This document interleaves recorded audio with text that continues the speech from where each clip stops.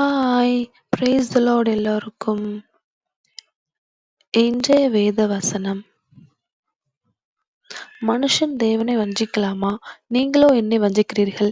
எதிலே உம்மை வஞ்சித்தோம் என்கிறீர்கள்? தசமபாகத்திலும் காணிக்கைகளிலும் தானே. மல்கியா 3:8. Will a man rob God? Yet you have robbed me. But you say, in what way have we robbed you? In tithes and offering. Malachi 3:8. நீங்க கடவுள் நமக்கு தந்த ஆசீர்வாதத்தையே திரும்ப கொடுக்கலாம், எப்படி கொடுக்கறதுன்னு தானே யோசிக்கிறீங்க. அதனாலதான் பாடல் வரிகள் எப்படி சொல்லுகிறது. 1/10 கொடுத்து பாரு, கடன் இல்லாமல் ஆசீர்வதிப்பாரு.